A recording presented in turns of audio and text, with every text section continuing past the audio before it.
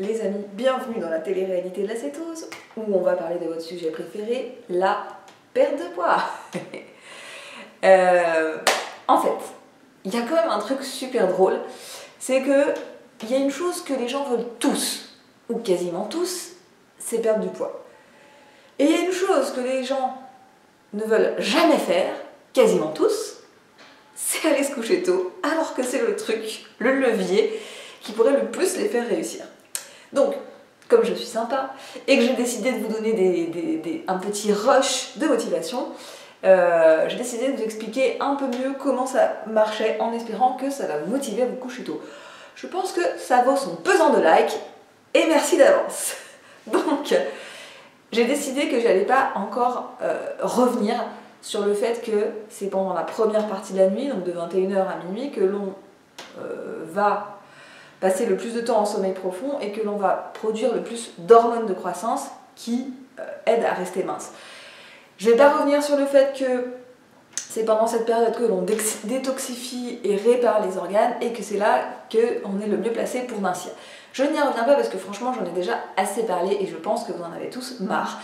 Mais j'ai décidé d'aborder d'autres mécanismes qui rentrent en jeu et qui font en fait que le fait de veiller trop longtemps, le fait de rester réveillé tard, ça vous rend gros.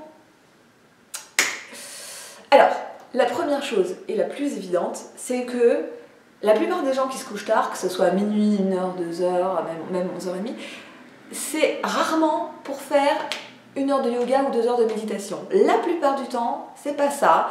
Et je veux dire, dans le meilleur des cas, c'est pour aller boire un coup avec des amis. Et j'ai envie de dire, tant mieux. Mais en fait, 95% du temps, c'est pas ça. 95% du temps, c'est parce qu'on fait du PC, du travail, du téléphone, de la tablette, de l'ordinateur, des séries, enfin ce que vous voulez. Mais souvent, c'est des choses en fait qui stimulent énormément le système nerveux via les lumières bleues et qui vont stimuler et surstimuler la production de cortisol. Et comme vous êtes tous maintenant très savants, vous savez que cortisol élevé égale glycémie élevée. Et si vous êtes en régime cétogène, vous ne voulez pas avoir une glycémie élevée, parce que si vous avez une glycémie élevée, ça veut dire que votre corps brûle du sucre, et si votre corps brûle du sucre, ça veut dire qu'il ne brûle pas d'acide gras. Donc en fait, en un mot comme en 100, vous ne brûlez pas de graisse pendant que votre glycémie est élevée. Donc vous ne voulez pas produire plein de cortisol. Et ça n'est que la première étape. Hein.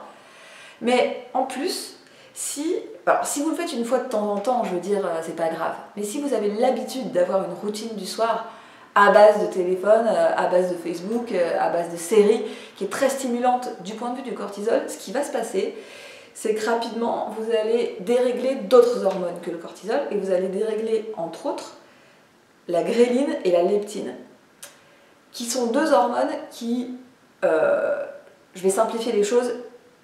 La gréline, c'est une hormone qui, en gros, va dire à votre cerveau, à votre hypothalamus que vous avez faim. Et la leptine, elle va plutôt gérer et influencer le stockage des graisses. Donc, si vous déréglez ces deux hormones-là, ce qui va se passer, c'est que dans la soirée, vous allez avoir, d'une façon assez, que vous ne pourrez pas contrôler, vous allez avoir envie de manger des choses, vous allez avoir l'impression d'avoir faim et vous n'aurez pas envie d'aller manger des trucs bien céto, hein, je vous le dis tout de suite. Vous allez plutôt avoir envie de manger du sucre et très probablement ce que vous allez manger, vous allez le stocker à cause de la leptine et à cause du fait que votre glycémie est élevée de toute façon. Donc en fait, dans ces situations-là, vous allez vous reposer uniquement sur votre, votre force mentale, sur votre volonté.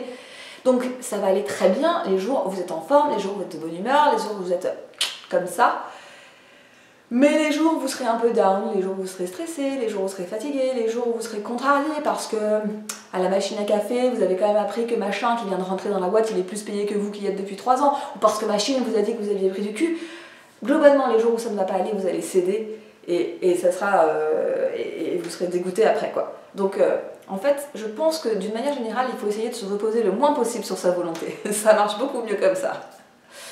Donc, rester éveillé tard, ça veut dire dérégler le cortisol, dérégler la leptine, dérégler la gréline. Et autre chose, le fait d'avoir ce genre de routine du soir très stressante pour le cerveau, très stimulante pour le cortisol, ça va aussi avoir un impact sur la résistance à l'insuline, c'est-à-dire que ça vous rend plus résistant à l'insuline. Et si vous êtes résistant à l'insuline, qu'est-ce qui se passe? Ben, vous produisez plus d'insuline plus longtemps et donc vous stockez plus de graisse. Tada! Voilà.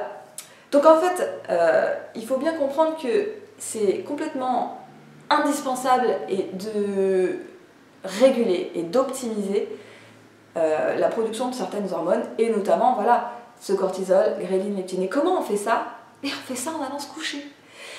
Et parce que le fait d'avoir un sommeil réparateur, le fait d'aller en sommeil profond, le fait d'avoir un sommeil qui est calé à peu près sur son rythme circadien, ce que ça va faire, c'est que ça va optimiser ces hormones-là. Ça va naturellement réguler le cortisol, naturellement réguler la ghrelin et la leptine.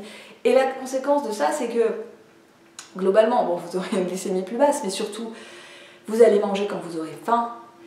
Et encore plus important, vous allez vous arrêter de manger quand vous n'aurez plus faim parce que votre cerveau va vous envoyer les bons signaux. Parce que le fait d'avoir un cortisol élevé, le fait d'avoir ces hormones-là déréglées, ça va perturber certains récepteurs dans le cerveau et vos sensations de faim et de plus faim, elles sont complètement fucked upées. Elles sont complètement déréglées et vous n'avez plus vraiment de notion de ça.